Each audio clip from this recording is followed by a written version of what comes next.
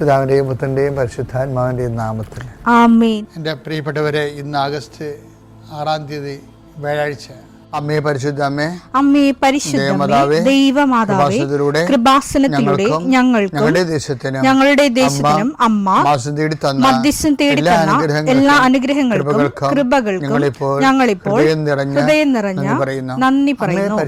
അമ്മേ പരിശുദ്ധമേ, ദൈവമാതാവേ, 2004 ഡിസംബർ 7 ഉച്ചകഴിഞ്ഞ് 2:30 കൃപാസനത്തിൽ സംഭവിച്ച അമ്മയുടെ പ്രത്യക്ഷപ്പെടലിനെ തിരുസഭയ്ക്ക് സമർപ്പിച്ചിരിക്കുന്ന പഠനരേഖകളുടെ മേൽ സഭാത്മകമായ പഠനം ആരംഭിക്കുവാൻ ഞങ്ങൾ പ്രാർത്ഥിക്കുന്നു.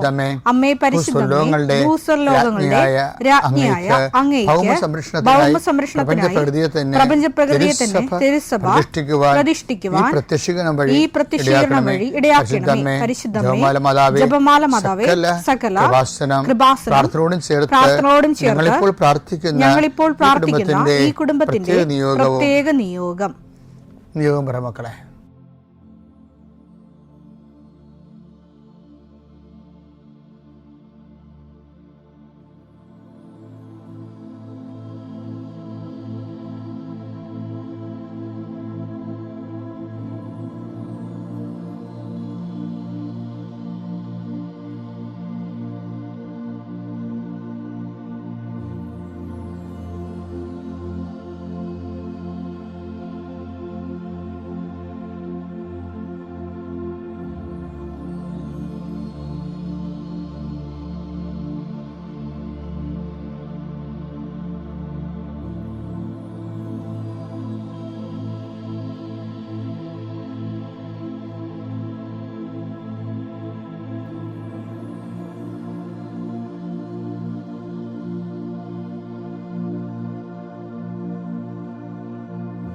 അമ്മയുടെ പ്രത്യക്ഷീകരണത്തിന്റെ ഈ അനുഗ്രഹവേളയിൽ ഞങ്ങൾക്ക് സാധിച്ചു തരുവാൻ കനിയണമേ. ആമേൻ. വിശ്വാസ പ്രമാണം.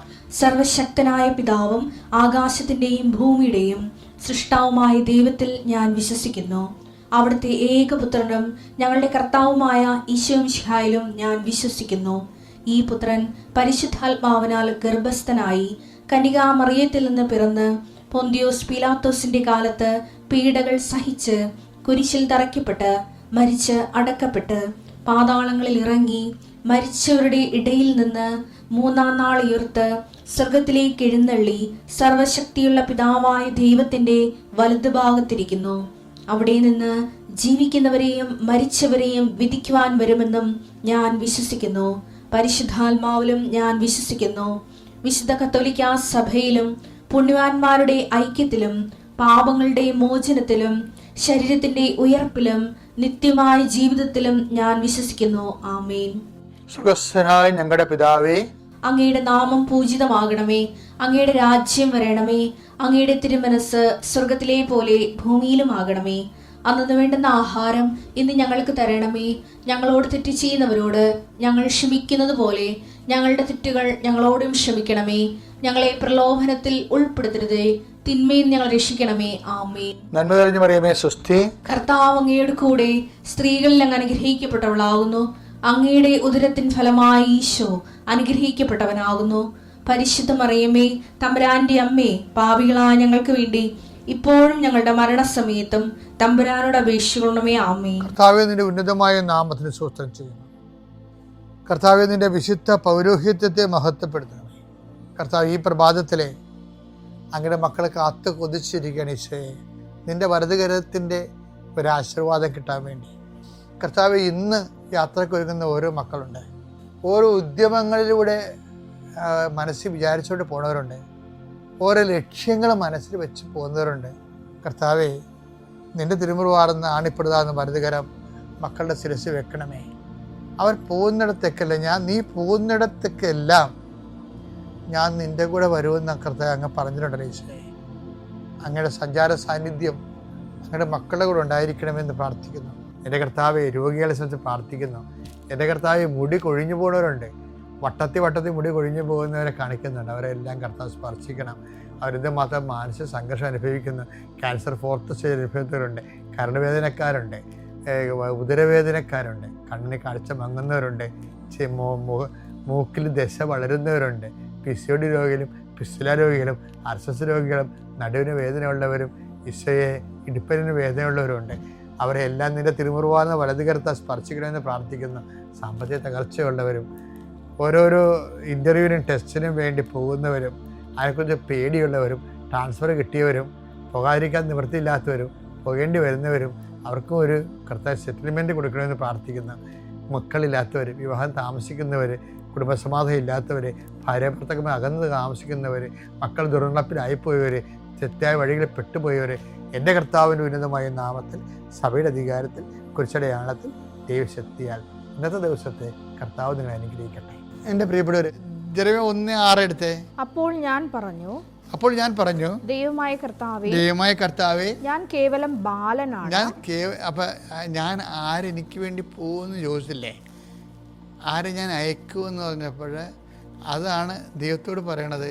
എന്നെ അയച്ചിട്ട് കാര്യമില്ല, ഞാനൊരു പാവമാണ്, ഞാനൊരു ബാലനാണ്, സംസാരിക്കാൻ എനിക്ക് പാടവമില്ല, എനിക്ക് സംസാരിക്കാനുള്ള കഴിവൊന്നുമില്ല. കർത്താവ് എന്നോട് അരുളി ചെയ്തു. ലക്ഷ്യം മാറി. കർത്താവിന് അരുളി ചെയ്തു, വെറും ബാലനാണെന്ന് നീ പറയരുത്, നീ ബാലനാണെന്ന് പറയരുത്. ഞാൻ അയക്കുന്നിടത്തേക്ക് നീ പോകണം. ഞാൻ അയക്കുന്നിടത്തേക്ക് നീ പോകണം.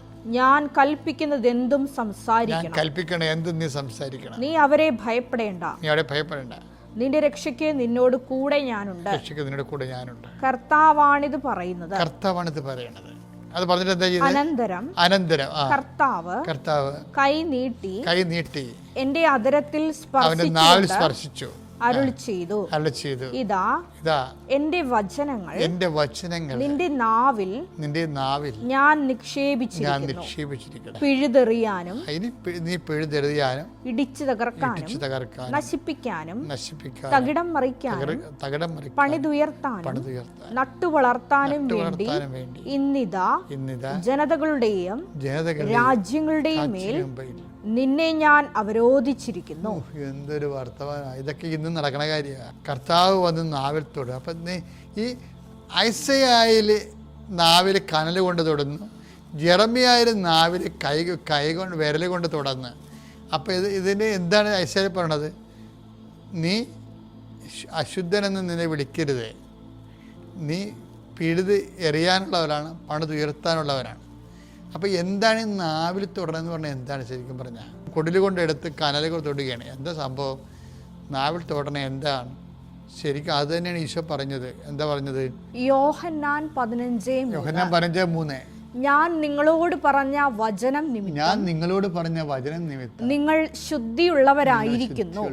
കനൽ തൊട്ടപ്പോൾ ശുദ്ധി ഉണ്ടായില്ലേ ഐസയാക്ക്? കനലെന്ന് പറഞ്ഞാൽ എന്താണ്? ജെറമ്യാ പറയും അത് വചനമാണ് നിക്ഷേപിക്കണമെന്ന്. ആ വചനം തന്നെയാണ് നമ്മൾ ശുദ്ധീകരിക്കുകയും ശക്തീകരിക്കുകയും ചെയ്യണത്. ഈ ശുദ്ധീകരിക്കുകയും ചെയ്യുന്ന വചനത്തെക്കുറിച്ചാണ് യോഹന്നാൻ 15:3 പറയണത്. ഞാൻ നിന്നോട് പറഞ്ഞ വചനം നിമിത്തം നീ വിശുദ്ധിയുള്ളവനായിരിക്കുന്നു. അപ്പോൾ വചനാധിഷ്ഠിതമായി നമ്മുടെ ജീവിതത്തെ നമ്മൾ പുനഃക്രമീകരിച്ച് കഴിയുമ്പോൾ അതിന് നമ്മൾ ഉടമ്പടി സഹായിക്കും. നമ്മൾ ഒരേ സമയം ശക്തിയുള്ളവരും വിശുദ്ധിയുള്ളവരാകും. അപ്പം നമ്മൾ ശക്തിയുള്ളവരും വിശുദ്ധിയുള്ളവരും ആകുന്നതിന് വേണ്ടി ആയിരിക്കണം ഉടമ്പടിയുടെ ലക്ഷ്യം. അതായിരിക്കണം ഉടമ്പടിയുടെ അടിസ്ഥാനപരമായ നിയോഗം. ആ നിയോഗം നമ്മൾ നെഞ്ചിലെത്തി കഴിയുമ്പോൾ ബാക്കിയുള്ളതെല്ലാം ദൈവം ചേർത്ത് നൽകും. പിതാവിൻ്റെയും പുത്രൻ്റെയും പരിശുദ്ധാത്മാവിൻ്റെ നാമം.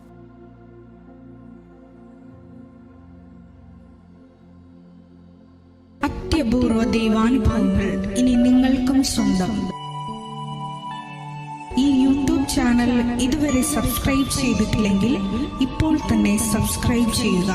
ഈ വീഡിയോ ഇപ്പോൾ തന്നെ നിങ്ങളുടെ സുഹൃത്തുക്കൾക്ക് ഷെയർ ചെയ്തുകൊണ്ട് കർത്താവിൻ്റെ പ്രേക്ഷിതരാകുക.